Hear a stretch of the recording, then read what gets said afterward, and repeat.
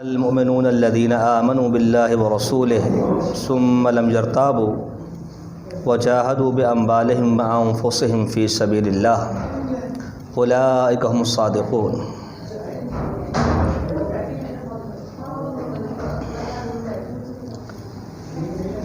سورۃ الحجرات اپنے اختتام کی طرف ہے، اور اب تک کی نشستوں میں کوشش یہ رہی ہے کہ بہت زیادہ قواعد گرامر وغیرہ کو موضوع بحث نہ بنایا جائے اور نہ غیر ضروری اقوال کو یا تبصروں کو موضوع بحث بنانے سے گریز کریں، اور پڑھے لکھے طبقے کو ایک محدود مخصوص معلومات فراہم کی جائے تاکہ دلچسپی برقرار رہے۔ اور میں سمجھتا ہوں کہ باشعور طبقے کو پڑھانا بڑا آسان ہوتا ہے۔ بڑی عمر کے طلباء کو جو میٹرک یا انٹر یا اس سے بڑھ کر تعلیم یافتہ ہوں تو ان کو سمجھانا بنسبت چھوٹے بچوں کے بڑا آسان ہوتا ہے، تو اسی اعتبار سے میں نے کوشش کی ہے کہ ہم اس کا ترجمہ اور تفسیر آپ کے سامنے رکھیں، اور غالباً اس میں ہم سب کامیاب بھی رہے ہیں۔ آخری چند آیات باقی ہیں، آیت 15 سے لے کر 18 تک جہاں اس کا اختتام ہو رہا ہے، آج کا ہمارا موضوع ہے۔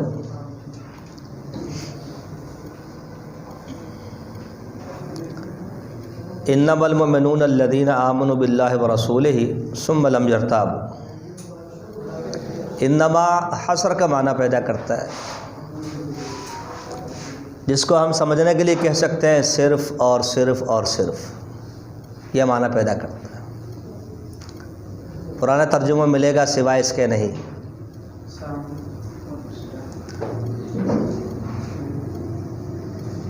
یعنی آپ کہہ سکتے ہیں کہ تاکید اور حصر کا معنی یہ بتا رہا ہے کہ مومن صرف یہی ہے، حقیقی مومن صرف یہی لوگ ہیں۔ مومن تو صرف اور صرف یہی لوگ ہیں جنہوں نے ایمان کی حقیقت کو سمجھا ہے۔ تو حصر کے اور بھی کئی طریقے ہو سکتے ہیں، تاکید کا اور توکید کا معنی پیدا کرنے کے لیے اور مخصوص معنی پیدا کرنے کے لیے اور بھی ادوات ہو سکتے ہیں، اور بھی الفاظ و حروف ہو سکتے ہیں، جیسے ایاک نعبد و ایاک نستعین، یہ حصر ہے نا۔ عبارت تو یوں بھی صحیح تھی، نعبدو کا و نستعینو کا، عبارت صحیح ہے، ہم تیری عبادت کرتے ہیں، تجھ سے مدد مانگتے ہیں، مگر اس میں حصر نہیں آ رہا تھا، دوسروں کا انکار نہیں آ رہا تھا کہ تیری ہی یہی کا معنی نہیں پیدا ہو رہا تھا۔ اس میں ایا کا پہلے لا دیا، پہلے تو پھر تیری عبادت، تو یہ حصر کا معنی ایا کا نعبدو، اس میں انکار دوسرے کا خود ہی آ گیا۔ یہاں بھی انما المؤمنون، اس کے علاوہ اور کوئی مومن نہیں ہے، ایمان والے ایسے ہوتے ہیں، یہ حصر کا معنی ہوتا ہے۔ کون ہے؟ الذین آمنوا باللہ ورسولہ، جو ایمان لائے اللہ پر اور اس کے رسول پر۔ یہاں رسول جو ہے وہ واحد استعمال ہوا، اس سے مراد ہیں آخری پیغمبر جن پر قرآن نازل ہوا، محمد کریم صلی اللہ علیہ وسلم، جو ہمارے آخری پیغمبر ہیں، ٹھیک ہے، جمع نہیں ہے۔ ایمان تو ہم سب پر لاتے ہیں، ٹھیک ہے، کل آمن باللہ وملائکتہ وکتبہ ورسلہ، جمع ہے نا۔ اجمالی طور پر تو ایمان ہم تمام انبیاء پر لاتے ہیں، مگر تفصیلی ایمان جو ہے وہ رسول اللہ صلی اللہ علیہ وسلم پر لائے۔ تفصیل سے کیا مراد ہے؟ ایک تو ہے عقیدہ رکھنا کہ آپ اللہ کے رسول ہیں، یہ تو سب کے ساتھ ہے، سچے رسول ہیں، سب کے ساتھ۔ ایک ہے کہ من بعد آپ کی تعلیمات پر عمل کرنا، یہ ہے تفصیلی ایمان۔ آپ نے جو ترجمہ کیا اس ترجمہ کو لینا، آپ نے جو تفسیر بتا دی اس تفسیر کو لینا، آپ نے جو عمل کر کے بتا دیا اس کو لینا۔ مثلا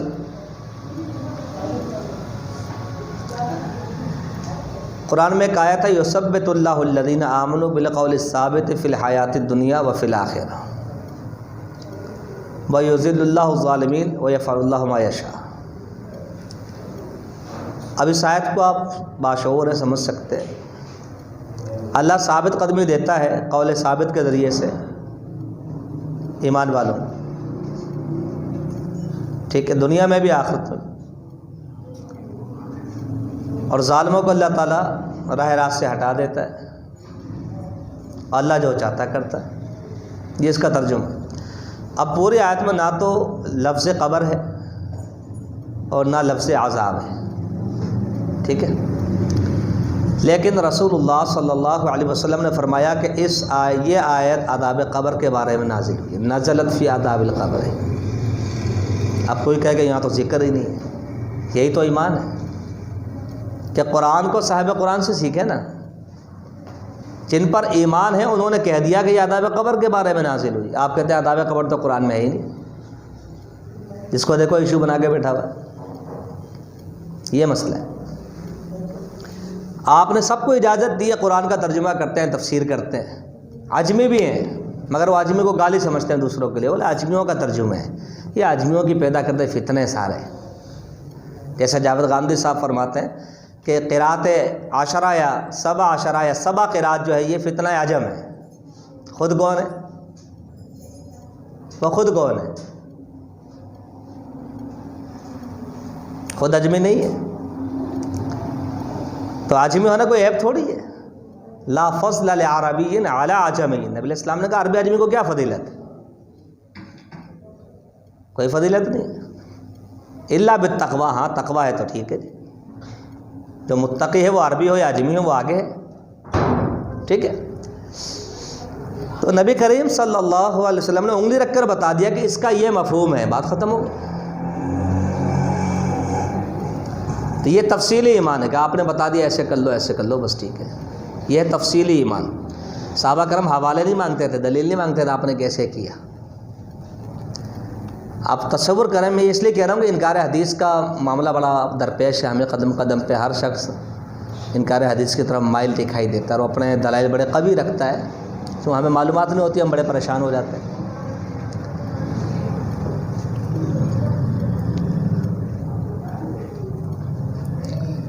آپ تصور کریں کہ نبی علیہ السلام موجود ہے، جو آیت سمجھ میں نہیں آ رہی وہ آپ سے پوچھی جا رہی، ٹھیک ہے،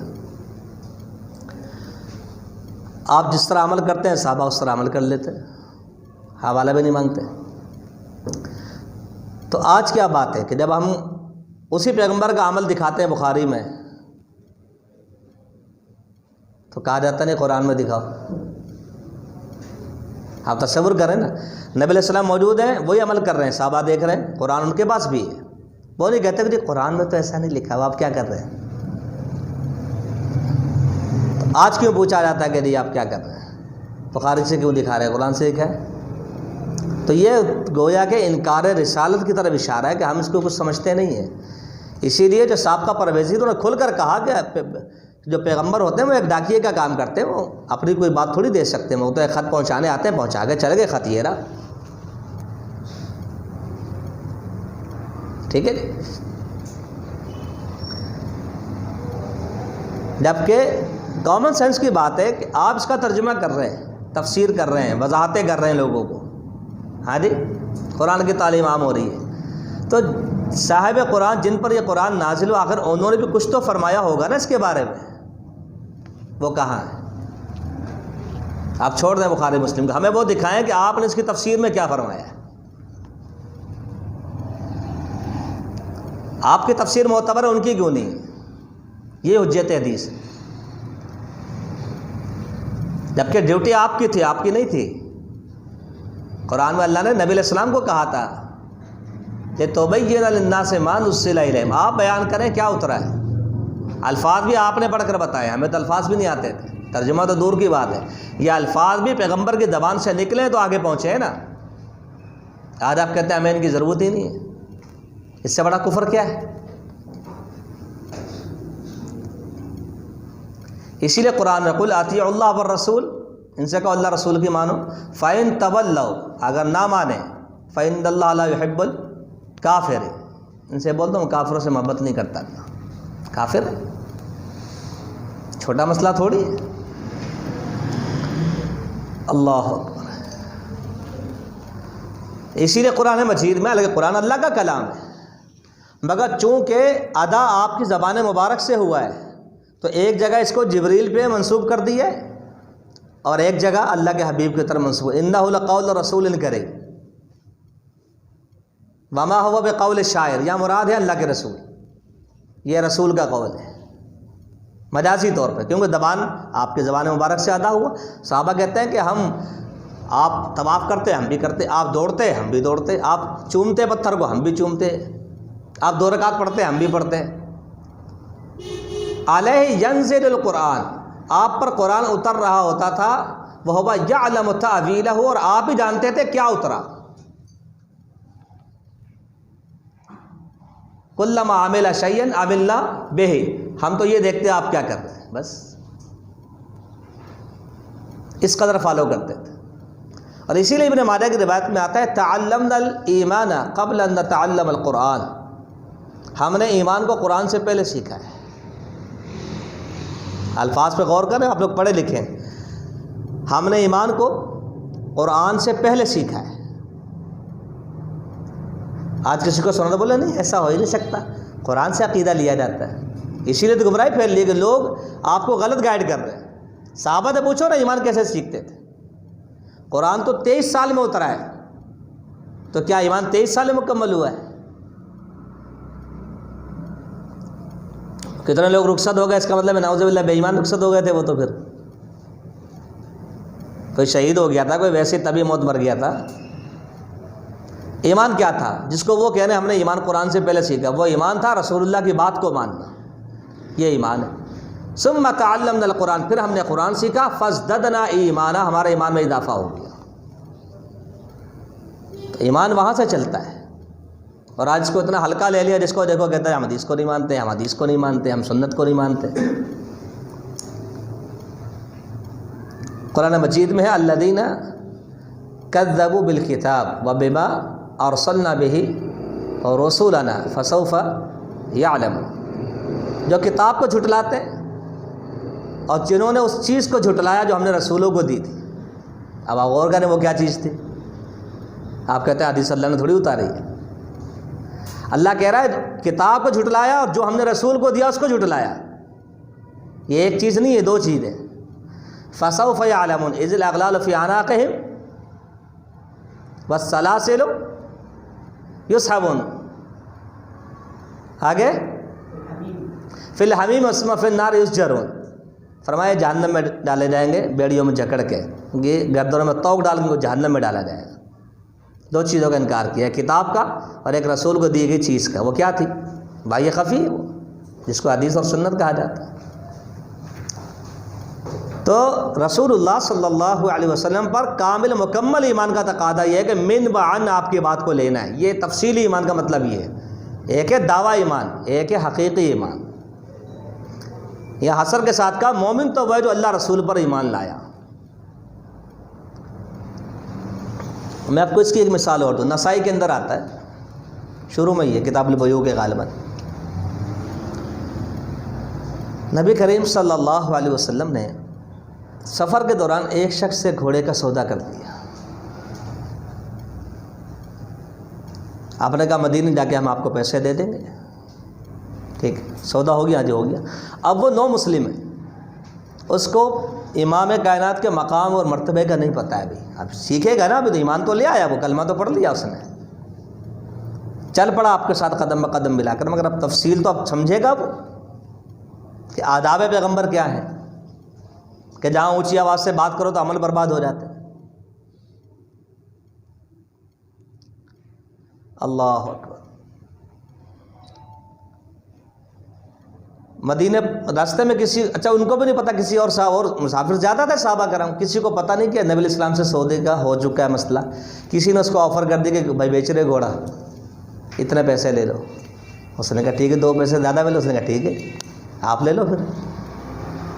اب اس کو نہیں پتا کہ بے کے بھی کچھ آداب ہیں، تجارت کے بھی کچھ آداب ہیں۔ مدینے پہنچے، نبی علیہ السلام کا لو جی اپنے پیسے گھوڑا دو. اس نے کہا کہ نہیں میرا تو آپ سے سودا ہی نہیں ہوا.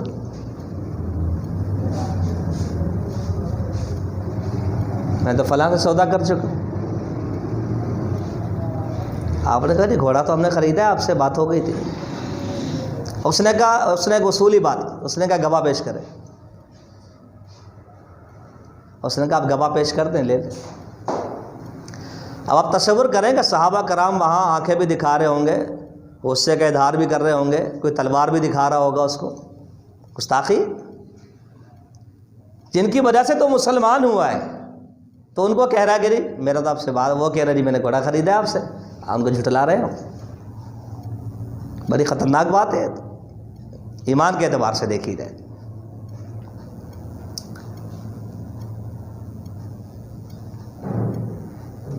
ابھی یہ بحث چل رہی تھی کہ جی گواہ پیش کریں.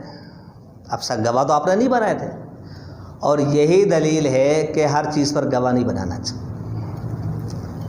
لیکن اگر آپ حدیث کو نہیں مانیں، اس حدیث کو، جو حدیث کو نہیں مانتے، قرآن ان کو کیا کہتا ہے؟ فَاشْهَدُوا وَأَشْهِدُوا إِذَا تَبَايَعْتُمْ وَأَشْهِدُوا إِذَا تَبَايَعْتُمْ. جب لین دین کا معاملہ کرو تو گواہ بنا لیا کرو. تو جو اس حدیث کو نہیں مانتے ان سے بولیں کہ جی آپ ٹماٹر لینے جاتے ہیں گواہ لے کر جاتے ہیں ساتھ میں، آپ دہی لینے جاتے ہیں گواہ لے کر جاتے ہیں ساتھ میں. قرآن تو یہ کہتا ہے گواہ بناؤ. پھر ہم پوچھیں گے تیرا قرآن پہ کتنا عمل ہے، تو ہمیں کہتا ہے قرآن کے منکر ہو. قرآن کا منکر تو ہے. قرآن کہتا ہے گواہ بناؤ بھائی، دہی کے لیے بھی، دودھ کے لیے بھی، آلو کے لیے، بینگن کے لیے، بھنڈی کے لیے، دھنیا کے لیے. تو سودے بازی کرتا ہے پھر رہا ہے، بلڈنگیں خریدتا ہے پھر رہا ہے، کوئی گواہ نہیں تیرے پاس. ہم اس لیے نہیں بناتے ہر بات پہ گواہ کہ ہمارے پاس حدیث ہے، زندگی مشکل ہو جائے گی ورنہ. آپ نے گواہ نہیں بنایا گھوڑا خریدتے ہو. یہ دلیل ہے کہ ہر مسئلے پہ گواہ نہیں ہوتا. جنرلی سودا کر سکتے ہیں آپ، بڑے اس چیز ہو تو ٹھیک، لکھا پڑھی ہو جائے اس پہ ٹھیک ہے، بڑے پیمانے پر گواہ بنا لیں ٹھیک. تو یہ ایک مسئلہ ہے. اب یہ بحث چل رہی گواہ پیش کریں. اب دیکھیں ایمان کس کو کہتے ہیں. سیدنا خزیمہ یا ابو خزیمہ آگے بڑھے، انہوں نے کہا اللہ کے حبیب میں گواہی دیتا ہوں آپ نے گھوڑے کا سودا کیا ہے. آپ نے نہیں کہا کہ ماشاء اللہ شاباش تو میرا جیالہ ہے، جنت تیری ہو گئی. آپ نے بھی اصولی بات کر دی. کیا؟ آپ صلی اللہ علیہ وسلم نے فرمایا خزیمہ تم تو وہاں موجود ہی نہیں تھے، آپ گواہی دے رہے ہو میری محبت میں، آپ تو وہاں موجود ہی نہیں تھے. تو گواہی کس بات کی دے رہے ہیں پھر آپ کہ میں نے گھوڑے کا سودا کیا ہے میری محبت میں؟ خزیمہ کے قربان جائیں. سیدنا خزیمہ کہنے لگے رضی اللہ تعالیٰ عنہ، اللہ کے حبیب میں تو آپ کی بات پر ایمان لایا ہوں. آپ نے کہا جبریل آتے ہیں، میں نے کہا جی آمنا آمنت و صدقت. آپ نے کہا میں معراج پر گیا، میں نے کہا آمنت و صدقت. آپ نے کہا نماز 5 ہے، میں نے کہا آمنت و صدقت. تو آج آپ کہتے ہیں میں نے گھوڑے کا سودا کیا، تو میرا ایمان مجھے کہتا ہے تو ایمان یہی ہے، بولو ہاں جی کی ہے، یہی تو ایمان ہے. انکار کرو تو کس منہ سے کرو؟ یہ ہے ایمان. اس لیے صحابہ کہتے ہیں ہم نے ایمان کو قرآن سے پہلے سیکھ لیا. کیا تھا وہ؟ جو اللہ کے حبیب نے فرما دیا صلی اللہ علیہ وسلم، وہ ایمان ہے. تو یہاں جو کہا حقیقی مومن وہ ہے جو ایمان لائے اللہ اور اس کے رسول پر، یعنی نبی کریم صلی اللہ علیہ وسلم. یہ معنی اس لیے کیا کہ رسول یہاں سنگل استعمال ہوا نا، جمع کا صیغہ استعمال نہیں، تو ہمارے رسول مراد. ثم لم یرتابوا، پھر انہوں نے شک نہیں کیا، تذبذب کا شکار نہیں ہوئے، ڈٹ گئے اس کے اوپر. ڈاماڈول یعنی منافقانہ روش نہیں ہے، پکے ٹھکے ہیں، کچھ بھی ہو جائے. اب انگاروں پہ لٹا دیں آپ سمجھا کے 2 ٹکڑے کر دیں آپ، ہاں جی. اب عمار کو پیٹیں، یاسر کو پیٹیں، ہاں جی، سمجھا کے 2 ٹکڑے کروا دیں آپ. حبیب کی آپ ایک ایک بوٹی الگ کروا دیں، مگر وہ ڈٹے ہوئے ہیں کہ ایمان تو اسی چیز کا نام ہے. معراج سے واپس آئے، بڑی باتیں کی لوگوں نے، مگر صدیق نے کیا کہا؟ اس نے کہا اگر وہ کہتے ہیں تو ٹھیک ہے، سمجھ میں تو نہیں آ رہا، مگر ایمان تو کہتا ہے نا، ایمان اسی چیز کا نام ہے. عقل نہیں مانتی، میرا ایمان مانتا ہے کہ آپ گئے تھے معراج میں. ثم لم یرتابوا، شک میں نہیں پڑے. ثم لم یرتابوا، یہ ہے مومن، شک میں نہ پڑے، وجاہدوا باموالہم، اور انہوں نے جہاد کیا اپنے مال کے ساتھ، ٹھیک ہے، وانفسہم، اپنے وجود کے ساتھ، فی سبیل اللہ، اللہ کی راہ میں، یہ مومن ایمان لائے، شک نہ کریں اپنے ایمان میں، بلا وجہ ڈاما ڈالنا، شک ہو جاتا ہے کبھی انسان کو، یہ ہے مسئلہ ہے، لیکن جو شبے کے ساتھ جیتا ہے نا وہ شبے کے ساتھ ہی مرتا ہے پھر، اور یہ نقصان دہ ہے۔ مذبذبین بین ذلک لا الہ الا ولا الہ الا، منافقین کے بارے میں اللہ نے کہا کبھی ادھر دیکھتے ہیں کبھی ادھر دیکھتے ہیں، نتیجہ کیا نکلنا، ان کے ساتھ ہے نہ ان کے ساتھ ہے۔ یقین کامل چاہیے، ٹھوس۔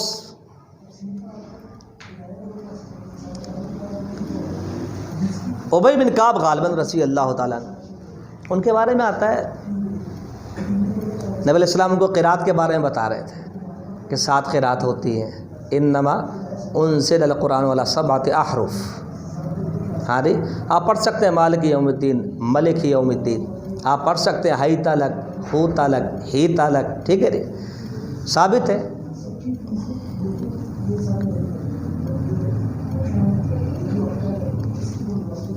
تو کہتے ہیں کہ میرے دل میں ایسا وسوسہ آیا کہ حالت کفر میں بھی کبھی ایسا وسوسہ نہیں آیا۔ وہ کیا تھا؟ یہ کہ یار یہ کیسا دین ہے، ایسے پڑھ لو تو بھی صحیح ہے، ایسے پڑھ لو تو بھی صحیح ہے، یہ کیا بات ہے، یعنی اس طرح کی کوئی بات دل میں آ گئی۔ تو کہتے ہیں نبی علیہ السلام نے میرا چہرہ دیکھا تو آپ کو فوراً اندازہ ہو گیا کہ کوئی وسوسہ آ گیا، الذی یوسوس فی صدور الناس ہے نا، وسوسے دل میں آتے ہیں۔ تو کہتے ہیں کہ آپ نے کہا کیا ہوا تمہیں، اور زور سے تھپڑ میرے سینے پہ لگایا۔ کہتے ہیں کہ میں پورا پسینے میں بھیگ گیا اور مجھے ایسا لگا کہ میرے سامنے اللہ تعالیٰ آ گیا ہے، اتنی مجھے یقین حاصل ہو گیا گویا میں نے رب کو دیکھ لیا۔ میں نے کہا نہیں میں صحیح ہوں، ختم ہو گیا سب کچھ۔ تو شبہ میں انسان پڑ جاتا ہے کہ منافقین ہمیشہ شبہ میں رہتے ہیں، شبہ میں زندہ شبہ میں مرتے ہیں، حتیٰ کہ قبر میں جو سوال ہوں گے نا، جو جواب نہیں دے گا، اللہ محفوظ رکھے، وہ کہے گا لوگ کہتے تھے میں بھی کہتا تھا، فرشتے کہیں گے کہ تو زندہ رہا شبہ پر، مرا بھی شبہ پر، تو شک پہ زندہ تھا، مرا بھی شک پہ، اسی شک پہ تجھے اٹھایا جائے گا۔ تو یقین ہونا چاہیے نا۔ خالد کو یقین تھا، اس نے کہا بسم اللہ الذی لا یضر مع اسمہ، اور زہر پی لیا۔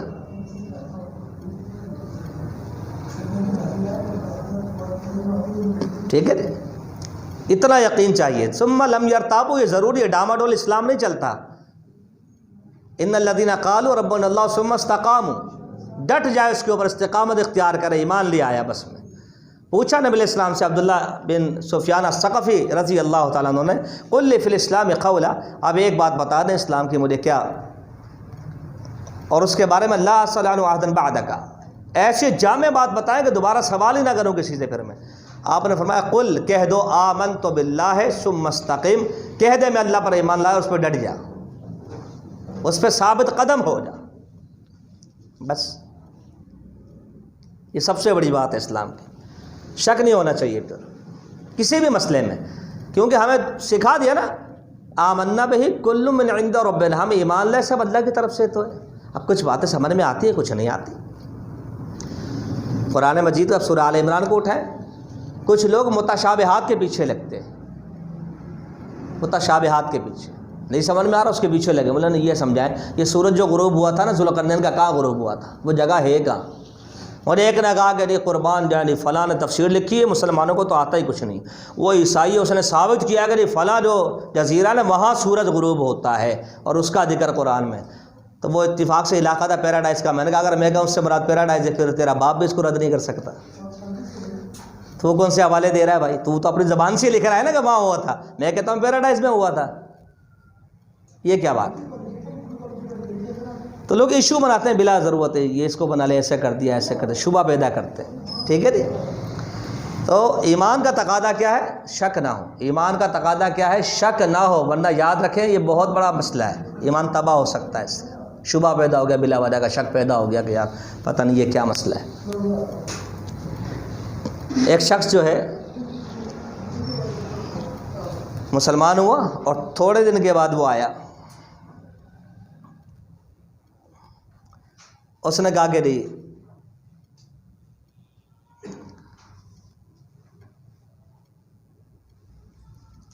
یا غالباً وہی لکھنے والا تھا، یہ بھی دونوں روایتیں ہیں، وہی لکھتا تھا۔ اس کے دل میں ایک دن شبہ آ گیا، شیطان نے اس کو کھیل لیا۔ وہی لکھنے والا کتنا مقرب ہوگا آپ سوچ سکتے ہیں۔ اس نے کہا کہ ان کے پاس تو وہی ہے جو میں ان کو لکھ کے دیتا ہوں، ان کو آتا کیا ہے؟ مرتد ہو گیا۔ ٹھیک ہے جی، ایک تو یہ واقعہ، اور ایک ہے کہ وہ آیا، اس نے اسلام کو چھوڑ دیا، اس نے کہا رکھو جی اپنا اسلام، جب سے مسلمان ہو میرا تو جسم کا درد ہی نہیں جا رہا ہے، بخار ہی میری جان نہیں چھوڑتا ہے، چلا گیا۔ آپ نے کہا المدینہ تو کلکیر، مدینہ بھٹی کی طرح ہے، یہاں منافق نہیں رہتے۔ المدینہ کلکیر تنفی الخبث، یہ خباثت کو نکال کر باہر پھینک دیتا ہے۔ اسی لیے جب دجال آئے گا نا، مدینے میں تو آ نہیں سکتا، قریب آئے گا تو مدینے میں زلزلہ ہوگا، اتنا شدید ہوگا کہ منافق نکل کر بھاگیں گے، ایک دفعہ، دو دفعہ، 3 مرتبہ، یہاں تک کہ مدینہ صاف ہو جائے گا منافقوں سے، سب دجال کے ساتھ کھڑے ہوں گے۔ تو شک انسان کو لے ڈوبتا ہے۔ میاں بیوی کے درمیان شک آ جائے تو بس ختم، شک ایک ناگ کی طرح ہوتا ہے، گھر تباہ ہو جاتا ہے۔ تو یہ شک اور ریب جس کو کہا گیا نا ثم لم یرتابوا، پھر وہ شک نہیں کرتے، یہ ہے مومن حقیقی، شک نہیں کرتے۔ بات سمجھ میں نہیں آ رہی لیکن مانتے۔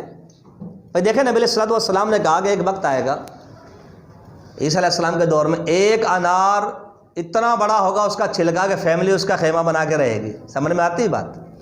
نہیں آتی، ایمان تو لانا ہے۔ ایک بکری پورے خاندان کو کفایت کرے گی دودھ کے اعتبار سے، بچے سانپ کے ساتھ کھیلیں گے۔ یہ ایمان ہی تو لانا ہے، ٹھوس بنیادوں پر ایمان لانا ہے کہ جی ٹھیک ہے، آمنا بہ کل من عند ربنا، ہمارے رب کی طرف سے ہم تو ایمان لیا ہے بس۔ سمجھ میں تو بہت سی باتیں نہیں آتی انسان کی۔ نبی علیہ السلام نے فرمایا تھا کہ ایک وقت آئے گا آگ لگے گی، ایک وقت آئے گا آگ لگے گی، ٹھیک ہے جی، اور بصرہ کے رہنے والے حجاز کی آگ میں اپنے اونٹوں کی گردنیں شناخت کریں گے۔ حجاز میں آگ لگے گی اور بصرہ میں جا کر، شام کا کوئی علاقہ، وہاں لوگ اس روشنی میں جو یہاں آگ لگی ہے وہاں پہنچ کر وہ اپنی گردنیں، اس روشنی میں اونٹ کی گردنیں پہچانیں گے میرا اونٹ ہے۔ اتنی طویل آگ ہوگی، اتنی اونچی ہو، میلوں تک اس کی روشنی جائے گی۔ اب یہ بات امام بخاری نے جب لکھی تو کم سے کم اس حدیث کو بیان ہوئے بھی 200 سال تو ہو چکے تھے۔ امام بخاری نے تو نہیں کہا یار ابھی تک تو ہوا نہیں، گپ شپ ہی ہوگی کوئی، نعوذ باللہ۔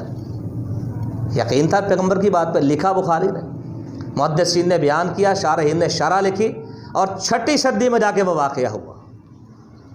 حافظ ابن کثیر نے النہایہ فی الفتن والملاحم میں اور البدایہ والنہایہ میں اس کو پھر ذکر کیا کہ 6 صدی میں یہ آگ لگی۔ یہ ہوتا ہے ایمان، پیغمبر نے کہا تو ایسا تو ہوگا نا ایک دن، تاریخ تھوڑی بتائی تھی آپ نے، ٹائم تھوڑی بتایا تھا، بس یہ کہا تو ہوگا۔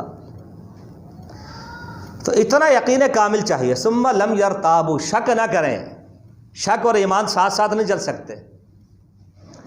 حافظ ابن قیم نے اور شارح عقیدہ طحاوی نے تو لکھا ہے کہ شک اور شبہ جس کو ہم شک کہتے ہیں، اور شہوت، یہ دونوں بیماریاں ہیں۔ شہوت کا علاج تو آسان ہے، خواہشات کا علاج آسان ہے، مگر شبہ کا کوئی علاج نہیں۔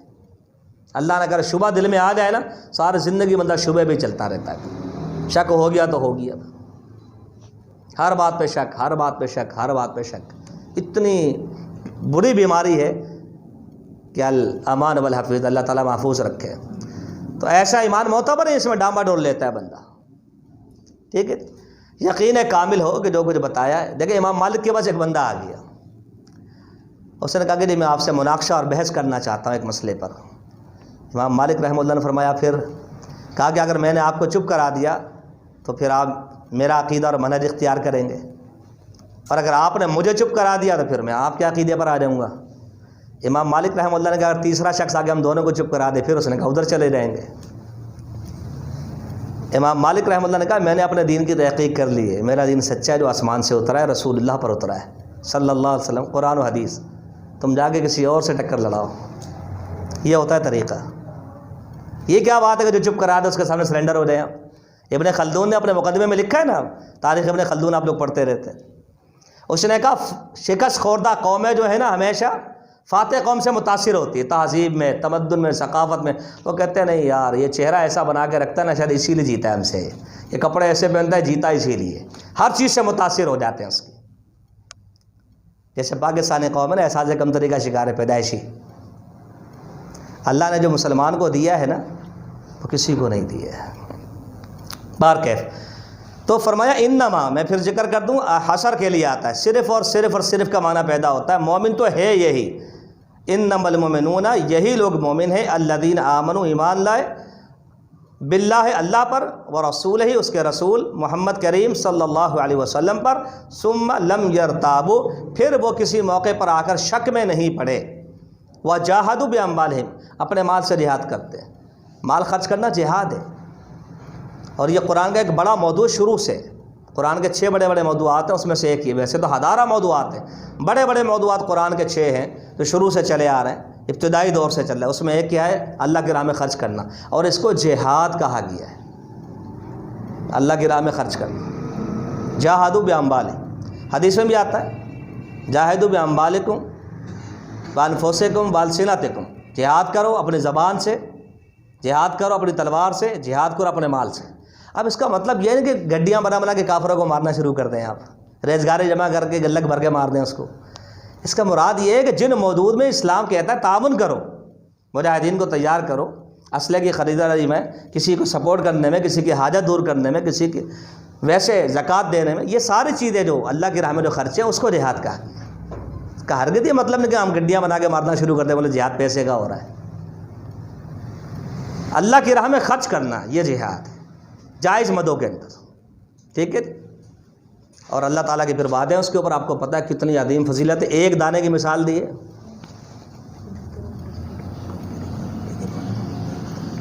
ٹھیک ہے. اچھا، ویسے پھس پھس کرنا منع ہے، لیکن جب 3 بندے ہوں، جب بہت سارے ہوں پھر جائز ہوتی ہے. حدیث میں آتا ہے 3 بندے ہو نا تو 2 آپس میں کانا پھوسی نہ کریں، فإن ذلک یحزن، تیسرا غمزدہ ہو جائے گا، بولے پتہ نہیں کیا مجھے کیوں چھوڑ کے. ہاں مگر مجمع ہو تو پھر یہ جائز ہے، یہ مسئلے کی بات ہے، مجمع ہو تو پھر جائز. اچھا جی، کیا بات کر رہا تھا میں؟ مال سے جہاد ہوتا ہے. اللہ کی راہ میں مال، ایک دانے کی مثال دی اللہ نے، ایک دانہ 7 بالیاں اگاتا ہے، اس میں 700 دانے ہوتے ہیں. واللہ یضاعف لمن یشاء، پہلے تو کہا 700 کا وعدہ کیا، آگے بڑھا اللہ جس کو چاہتا ہے اس سے بھی بڑھا کے دیتا ہے. بڑا عظیم یہ عمل ہے، یہ چھوٹا عمل نہیں ہے. جنت خرید سکتے ہیں مال سے، کیا سمجھتے ہیں؟ جنت خرید سکتے ہیں. عثمان نے خریدی ہے پتہ نہیں کتنی دفعہ رضی اللہ تعالیٰ. جنت کے بعد نبی علیہ السلام فرماتے ہیں میں نے جنت میں دیکھا کھجور کے خوشے لٹکے ہوئے، کچی پکی کھجور ہیں، اور ایک ایک دانے پر لکھا ہے ہادہ لابی دہدا، ہادہ لابی دہدا، یا ابو دہدا آپ کا صحابی، اس کا ہے، کوئی دوسرا نہ لے کے جائے، اس کو نام لکھا ہوا اس کا. اتنے عظیم لوگ تھے، جنت کے سودے کرتے تھے. لن تنالوا البر حتى تنفقوا مما تحبون، چوتھا پارہ شروع یہیں سے ہوتا ہے. تم جنت کو لے ہی نہیں سکتے جب تک پسندیدہ چیز اللہ کی راہ میں نہ دے دو. اور قیامت کی علامت ہے یلقى الشح، حرص، لالچ اور بخیلی دلوں میں ڈال دی جائے گی. یار یہی ہو رہا ہے. کپڑوں کے انبار ہیں، یعنی خواتین بھی بیٹھے، سینڈلوں کے انبار ہیں، چوڑیوں کے انبار ہیں، ہر چیز کے اللہ نے وافر مقدار دی ہے. رکھ کے بھول جاتے ہیں کہاں ہے. ہاں جی 20 دن بعد پیٹی کے پیچھے سے نکل لی ہوتے، بولو لے یہ ساکس ڈھونڈ رہے تھے پتہ نہیں کہ میچنگ کا، آج ملا جا کے. لیکن بس اللہ والے کرتے ہیں، کرنے والے، لیکن نہیں ہو پاتا. حالانکہ جو چیزیں زائدہ ضرورت ہیں وہ ویسے ہی دے دینی چاہیے، کیونکہ ایسی چیز میں حدیث میں آتا ہے جس کے کوئی وقت نہیں ہے. ایسی چیز جس کی کوئی وقت نہیں ہے، زیادہ ہے، ویلیو نہیں. مثلا چارجر ہے آپ کے پاس ایکسٹرا ہے، آپ دے دیں. حدیث میں آتا ہے آپ نے اس شخص کو جنت کی بشارت دینے سے روک دیا کہ جس نے اتنی سی بخیلی کی ہو. کتنی سی؟ بخیل بما لا یغنیہ او منع بما لا یغنیہ، اس نے یہ وہ چیز نہیں دی تھی جو اس کے بھی کسی کام کی نہیں تھی. پین رکھے سوکھ گیا، اس نے نہیں دیا. لوگوں نے کہا یار پین دے دو مجھے لکھنا ہے، گھر سے لے کر تیرے لیے رکھا ہے میں نے. اتنی سی بخیلی جنت سے روک سکتی ہے آپ کو اور مجھے، ہمیں اس کا اندازہ نہیں. یمنعون الماعون کی تفسیر کیا ہے؟ آیت الذی پڑھیں نا آپ، یمنعون المعون کیا ہے؟ برتنے کی چیز کو روکتے ہیں. بھائی گلاس دے دو، پھر بولے عجیب بات ہے، گلاس تیرے لے لیا، بھائی لے کر آ جاؤ. عام سی بات ہو گئی ہے اور نہیں دیتے لوگ. ارجنٹ کسی کو مسئلہ ہو گیا یار بائک دینا ذرا، سوال ہی پیدا نہیں ہوتا. چوری ہو جائے ٹھیک ہے پھر. تو یہ اب یعنی ہم اس پہلو کو اگر شروع کر دیں تو یہ ختم ہی نہیں ہوگا کبھی.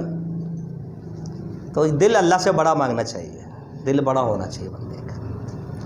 جب اللہ سے لینا ہے تو اللہ کو دینا پڑے گا. انفق، بخاری کی حدیث ہے، حدیث قدسی، انفق یا ابن آدم انفق علیک، آدم کے بیٹا خرچ کر، پھر میں تجھ پہ خرچ کروں گا.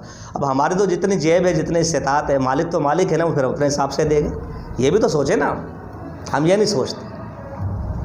حدیث میں آتا ہے سبا کا درہم علی مئات الف درہم، ایک درہم 1 لاکھ پر بھاری ہو گیا. صحابہ نے کہا یہ کیسے ہو گیا؟ آپ نے کہا کہ جس نے 1 درہم دیا نا، اس کی کل آمدنی 2 تھی، تو اس نے جب 1 دیا تو اس کے دل میں کیا آیا؟ بولا آدھی جائیداد چلی گئی آج تو.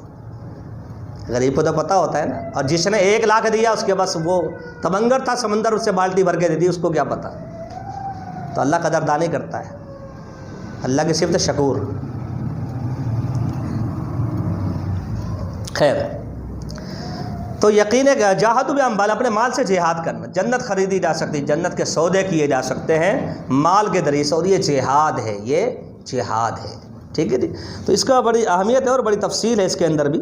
اگر آپ شیخ عبدالسلام رستمی کی میں مشورہ دوں گا، اگر عربی تھوڑی سی سمجھتے ہیں آپ لوگ، تنشیط الاذہان، شاید اردو ہو گئی ہو اس کی، تنشیط الاذہان شیخ عبدالسلام رستمی رحمہ اللہ کی پڑھیں، بڑی اہم چیز. وَأَنفُسِهِمْ فِي سَبِيلِ اللَّهِ، اور اپنے نفسوں کے ساتھ اپنے وجود کو پیش کر کے اللہ کی راہ میں جہاد کرتے ہیں. اب اس کی بھی ایک تفصیل ہے. نفس کے ساتھ جہاد صرف تلوار سے نہیں ہوتا، تلوار ایک اعلیٰ سطح ہے، اس کے بغیر تو چارہ کار نہیں ہے. ٹھیک ہے، مگر اس سے پہلے کیا ہے؟ اپنے نفس کو اللہ کی اطاعت میں لگانا. المجاہد من جاہد نفسہ فی طاعت اللہ، جو اپنے آپ کو اللہ کی اطاعت میں لگا یہ مجاہد ہے. والمہاجر من حجر ما نہى اللہ عنہ، مہاجر وہ ہے جو اس بات سے رک جائے جو اللہ نے جس سے روکا ہے. یہ حدیث میں تعریف ہے مہاجر و مجاہد کی. تو اللہ کی راہ میں جہاد جان کے ساتھ وقت لگا کر بھی کر سکتے ہیں، دین حنیف کا علم حاصل کر کے بھی کر سکتے ہیں. اب حدیث میں آتا ہے طالب علم اللہ کی راہ میں ہوتا ہے، مجاہد فی سبیل اللہ کی طرح ہوتا ہے. بیوہ اور یتیم کو پالنے والا کل مجاہد فی سبیل اللہ ہوتا ہے. ٹھیک ہے جی. اس کی کافی مدیں، آخری اعلیٰ سطح ہے اس کی تلوار سے لڑنا. ورنہ آپ کا ایک وقت لگانا، آپ کا بھاگ دوڑ کرنا، آپ کا مسجد کو چل کر جانا، آپ کا بیت اللہ کو چل کر جانا، کسی یتیم کے لیے چل کر جانا، کسی بیوہ کے لیے چل کر جانا، یہ سب آپ کے وجود سے جہاد ہو رہا ہے. حتیٰ کہ کعب بن مالک رضی اللہ تعالیٰ جب مسلمان ہوئے نا، یہ شاعر تھے، اسلام لانے سے پہلے شاعر تھے. مسلمان ہوئے تو نبی علیہ السلام سے کہتے ہیں کہ اللہ کے حبیب، میں تو شاعری کر کے 2 پیسے کماتا تھا، شعر سنا کے لوگوں کو. اب آپ کو پتہ قرآن میں ہے وَالشُّعَرَاء يَتَّبِعُهُمُ الْغَاوُونَ، شعراء کو تو قرآن پسند ہی نہیں کرتا. وَمَا عَلَّمْنَاهُ الشِّعْرَ وَمَا يَنبَغِي لَهُ، ہم نے پیغمبر کو شعر کوئی سکھائی نہیں، نہ وہ اس کو زیب دیتی ہے. تو میں اب کیا کروں؟ نبی علیہ السلام کے قربان جائیں. آپ نے تسلی دی، فرمایا المومن یجاہد بسیفہ ولسانہ، مومن تلوار سے بھی لڑتا ہے، زبان سے بھی لڑتا ہے. تجھے کس نے منع کیا؟ تو میری مدح کر، تو میری تعریف کرنا آسان کی طرح، تو بھی تو مجاہد ہے. زبان کو صحیح استعمال کرو، یہ بھی جہاد ہے.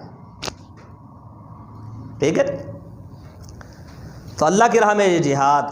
ٹھیک ہے جی.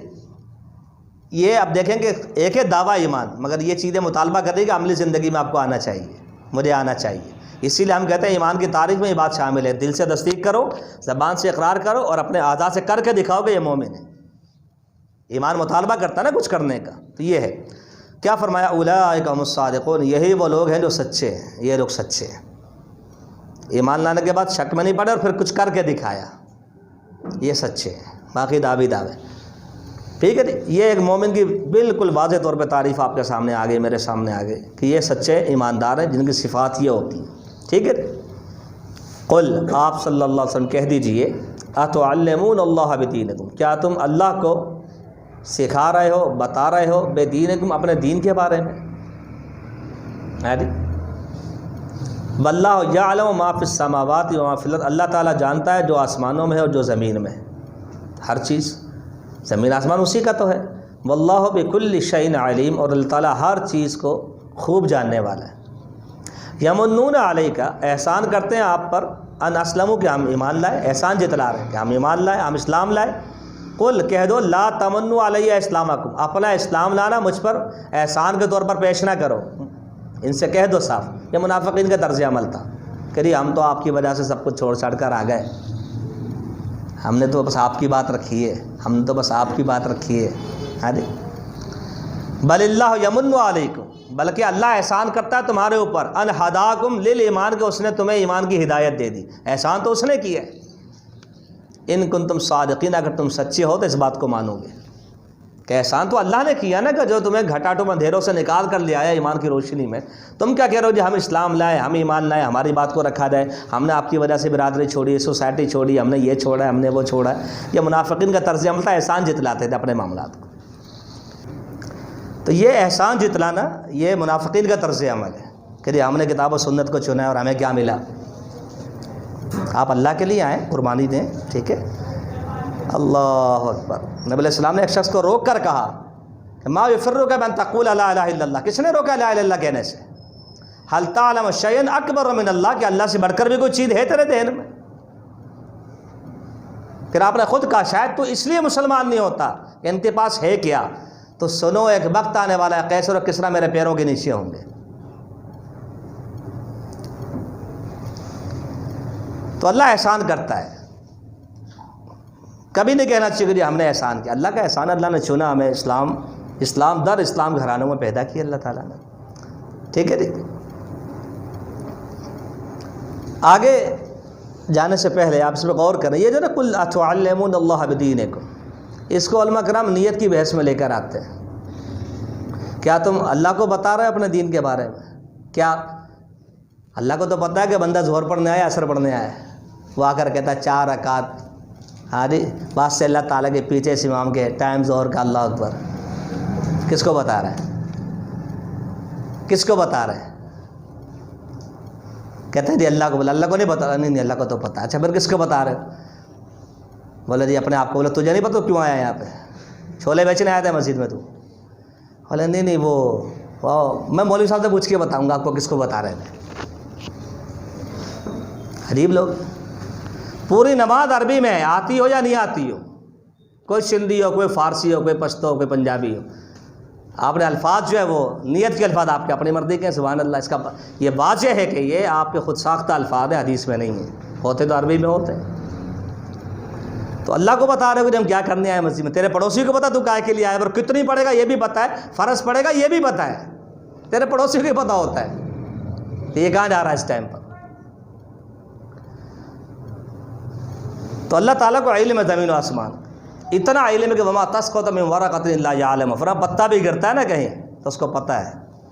الا یعلم من خلق، اس کو پتہ ہے اس نے کیا پیدا کیا ہے، تو پیدا کر کے بھول لیں گے آپ کو، ٹھیک ہے جی۔ یہ رب العالمین اللہ۔ پھر تاکید یہ آگے واللہ بکل شیء علیم، اللہ ہر چیز سے باخبر ہے، خوب باخبر ہے۔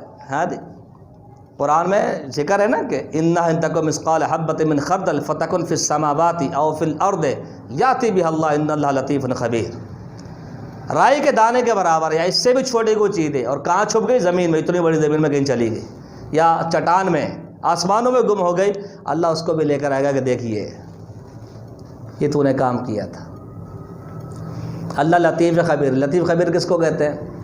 خبیر باخبر، اس کو پتہ ہے 1 ایکڑ میں گندم کتنی ہوتی ہے۔ ہاں جی، امان صاحب کو پتہ ہے ایکڑ کیا ہوتا ہے، 1 ایکڑ میں گندم کتنی ہوتی ہے، دانے کتنے گن نہیں سکتے آپ، تول سکتے ہیں 10 ٹن تھی، 5 ٹن تھی، ہاں جی 100 من تھی، 50 من تھی، ٹھیک ہے جی۔ اللہ کو پتہ ہے دانے کتنے ہیں، ٹھیک ہے۔ یہ قوم تو قرآن کی آیتیں نہیں گن سکی آج تک۔ ہاں جی، اختلاف ہے، پوچھو قریشی صاحب خطیب ہے، پوچھیں ان سے، 6666 6234 6237 ابھی تک بحث چل رہی ہے، قرآن کی آیتیں کتنی؟ ہاں جی، حروف گن سکا کوئی؟ 1 حرف پہ 10 نیکیاں ہیں، ضرب دو، کمپیوٹر فیل، لیپ ٹاپ فیل، سب فیل ہو جائے گا ادھر ہی۔ تو خبیر ہے، اس کو پتہ 1 ایکڑ میں، ہاں جی 200 قدم کی زمین کے اندر کتنے دانے ہیں گندم کے، اور 1 گندم میں کتنے آٹے کے ذرات ہیں، یہ ہے لطیف، کوئی نہیں بتا سکتا آپ کو۔ تو اتنا عالم خبیر رب العالمین ہے تو نعوذ باللہ اس کو دھوکہ دیتے ہیں کلمہ پڑھ کے کہ اندر کچھ ہے اور ظاہر کچھ ہے. آپ کا یہ منافقین کو تنبیہ کی جا رہی ہے. تم اللہ کو بتاتے ہو ایماندار ہو گئے, اسلام لے کر آئے, ہم احسان کرتے ہیں آپ کے اوپر آ کے کہ ہم ایمان لائیں ایمان لائیں ایمان لائیں. اللہ کو پتہ ہے کون ایماندار ہے.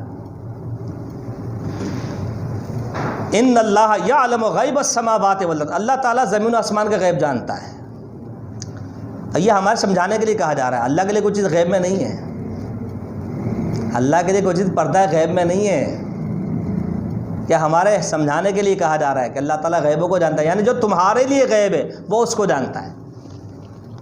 جو تمہارے لیے غیب ہے نا اللہ اس کو جانتا ہے, جو چیز ظاہر نہیں ہے آپ کے لیے. ٹھیک ہے جی. اب یہ اللہ کی صفت ہے, عالم الغیب ہونا یہ اللہ کی صفت ہے. ٹھیک ہے. اور اس پہ اب رد و قضا چل رہی ہے. آپ کو پتہ ہے کتابیں لکھی جا رہی ہیں انبیاء کے لیے, اولیاء کے لیے, شہداء کے لیے, پتہ نہیں کس کس کے لیے غیب ثابت کیا جاتا ہے. جو چیز سامنے نہ ہو, ظاہر نہ ہو, غاب یغیب ہو. ٹھیک ہے نا, ہاں غائب چیز. اب دیکھیں کہ آج میڈیکل سائنس کا دور ہے.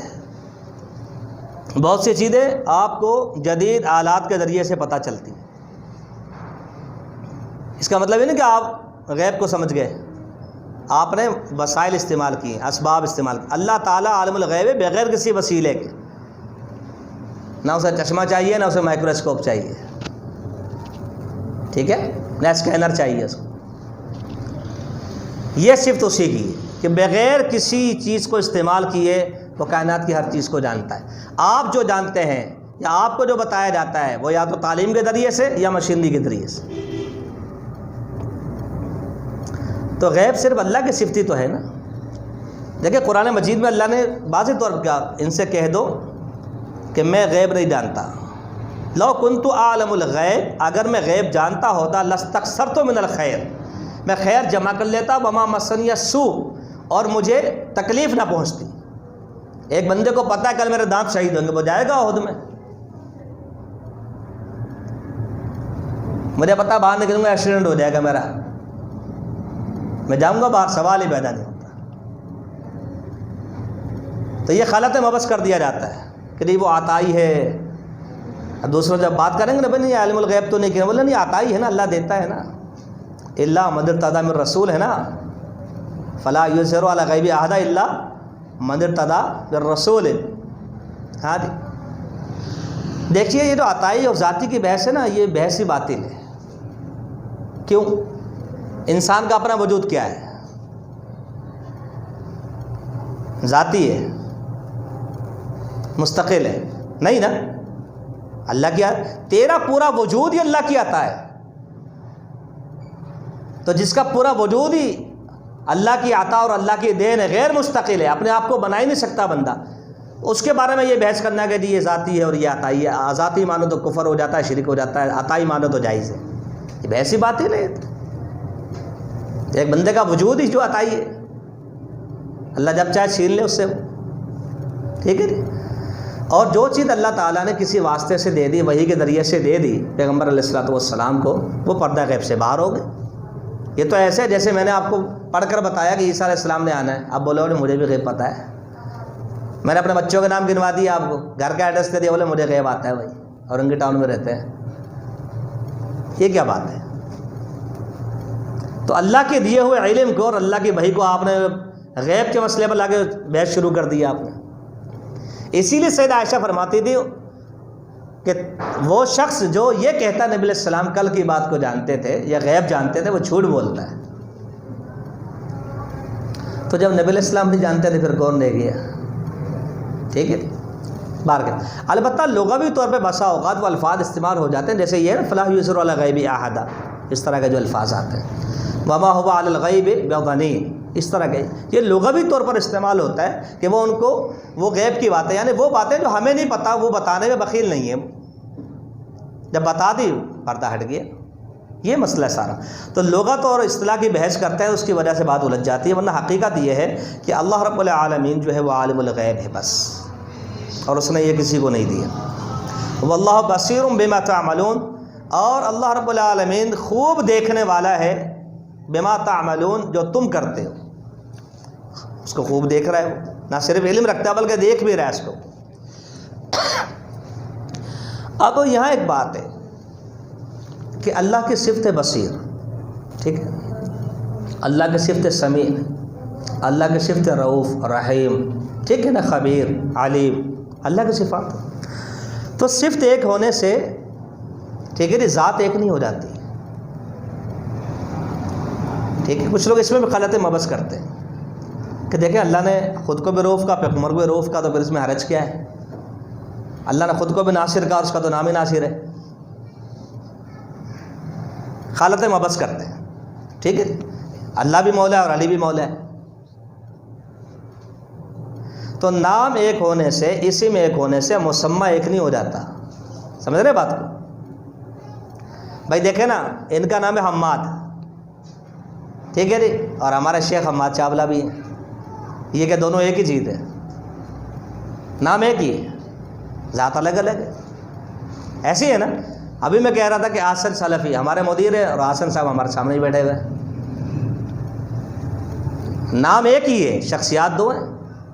تو اللہ رب العالمین کی صفت ہے بصیر، پیغمبر کی صفت بھی ہے، آپ کی صفت بھی ہے، مگر اس سے ذات کا ایک ہونا لازم نہیں آتا، اور نہ کلی طور پہ 100/100 آپ کہو گے وہی صفات ان کے پاس بھی ہیں، ایسا نہیں ہو سکتا، یہ کفر ہو جائے گا۔ اللہ تو ہمیشہ سے بصیر ہے، آپ کو تو اس نے بصیر بنایا ہے، تو بنے ہے نا، جب چاہے چھین لے، ہو سکتا ہے 50 سال بعد آپ کی آنکھیں بند ہو جائے، زندہ رہے مگر آنکھوں سے دیکھے نا۔ اللہ ہمیشہ سے سمیع ہمیشہ رہے گا، جب بولنے والا کوئی نہیں تھا وہ اس وقت بھی سنتا تھا، اور آپ ایک لمٹ کے اندر ہیں۔ تو یہ غلط مبحث نہیں کرنا چاہیے۔ جامع بکر میں ہم لوگ پڑھتے تھے نا، تو ہم کہتے ہیں یار اس طرح ہی دینا، تو مالیشیا اور کمبوڈیا کے لڑکے ہنستے تھے، تو ہم پوچھتے بھائی کیا ہوا؟ وہ کہتے تھے کہ ہمارے یہاں استری بیگم کو کہتے ہیں، ہمارے یہاں بیگم استری کو کہتے ہیں، استری کو بیگم کہتے ہیں، ٹھیک ہے جی، یہ مسئلہ ہے، بیگم کو استری کہا جاتا ہے۔ تو ایک نام ہونے سے جنس ایک نہیں ہو جاتی، ذات ایک نہیں ہو جاتی، غلط مبحث نہیں ہے۔ اللہ رؤوف ہے اپنے ذات کے اعتبار سے، پیغمبر رؤوف ہے اپنے ذات کے اعتبار سے، ٹھیک ہے جی۔ اس کے اللہ رب العالمین جو ہمیشہ سے رؤوف ہے، ہمیشہ سے ہے، ذاتی ہے، مستقل ہے، ٹھیک ہے جی، اور اس کو اللہ نے رؤوف بنایا ہے، فرق ہے۔ اللہ بھی رحمت للعالمین ہے، امام کائنات بھی رحمت للعالمین ہے، ٹھیک ہے جی۔ تو یہ غلط مبحث نہیں کرنا چاہیے، ٹھیک ہے جی۔ اس کو علماء نے مثال دی ہے، علماء نے مثال دی ہے کیا، کہ جو شخص نہیں مانتے ان کو کہیں، وہ کہیں نہیں جی جب نام ایک تو پھر چیز ایک ہی ہونی چاہیے، ٹھیک ہے جی۔ بندے کا نام ہوتا ہے ٹیپو، آپ کتے کا نام رکھ دو ٹیپو، پھر بولو جی ایک ہی ہے۔ ہاں جیسے وہ کسی نے کہا نا سبزی والے کو جھاڑ دیے، صحیح سے جھاڑ دیا جا کے کہ میں نے سبزی منگائی تھی تم سے اور تمہیں سمجھ نہیں آیا، تم نے بھیجی نہیں، نالائق کہیں گے، احمق کہیں گے، بیوقوف، الو کا پٹا، جو سمجھ میں بول دیا۔ وہ اتنا شرمندہ ہوا، اس نے کہا سر آئندہ خیال کروں گا، آپ کا کتا بھی آیا تھا میں یہ سمجھوں گا آپ خود ہی آئے تھے۔ عجیب لوگ، یہ بھی کوئی تعریف ہوتی ہے انسان کی؟ بولے جی آپ ماشاءاللہ آج گدھے کی طرح نہیں لگ رہے، یہ کون سی تعریف ہے؟ عجیب تماشا ہے، یہ بھی ایک لوگوں نے بحث کی ہوئی ہے۔ کسی کی تعریف کرنے کا یہ انداز ہے کہ بادشاہ کو بولو آج چمار تو نہیں لگ رہے آپ، پھر بولے میں تو تعریف کر رہا ہوں آپ کی۔ عجیب لوگ ہیں۔ تو غلط مبحث نہیں کرنا چاہیے، ٹھیک ہے جی، باشعور رہنا چاہیے، اللہ کی عقل کو صحیح استعمال کرنا چاہیے، ٹھیک ہے جی۔ تو اللہ رب العالمین ہے، جو اللہ کو مخلوق سے تشبیہ دے وہ کفر کرتا ہے، نعیم بن حماد کا قول، امام بخاری کے شیخ کا، ٹھیک ہے جی۔ اور جو مخلوق کو اللہ سے تشبیہ دیتا ہے وہ بھی کفر کرتا ہے، ٹھیک ہے جی۔ لیس کمثلہ شیء، اللہ کی مثل کوئی چیز نہیں ہے، ٹھیک ہے۔ تو اللہ رب العالمین بصیر ہے، ٹھیک ہے، بما تعملون، جو تم کرتے ہو اس کو دیکھنے والا ہے، وہ اس کی اپنی ایک صفت ہے، کما یلیق بجلالہ، ٹھیک ہے۔ تو یہ سورہ حجرات ہمارے یہاں اللہ کی توفیق سے مکمل ہوتی ہے، جس میں کچھ انفرادی آداب تھے، کچھ اجتماعی آداب تھے، کچھ مجالس کے آداب تھے، کچھ پیغمبر کی بارگاہ کے حوالے سے کچھ آداب تھے، ٹھیک ہے جی، ایک دوسرے کے بارے میں کچھ آداب تھے، پھر ایمان کی حقیقت جو ہوتی ہے اس کو آشکار کیا گیا، اللہ کی راہ میں جو جہاد ہے بالنفس بالمال اس کو اجاگر کیا گیا، اور پھر منافقین کے مذمت کی گئی کہ تمہیں احسان نہ جتلاؤ ایمان لا کر، احسان تو اللہ کرتا ہے جو چنتا اپنے بندوں کو ایمان کے لیے، ٹھیک ہے جی۔ تو یہ اللہ تعالیٰ مجھے اور آپ کو توفیق دے کہ ہم یہ اور ایسے تمام آداب اسلامی جو ہمیں کتاب و سنت میں دستیاب ہیں، اللہ تعالیٰ وہ مجھے اور آپ کو اس پر عمل کرنے کی توفیق دے، جو ہماری کمی کوتاہی ہے اللہ تعالیٰ وہ دور فرما دے۔ وما توفیقنا الا باللہ۔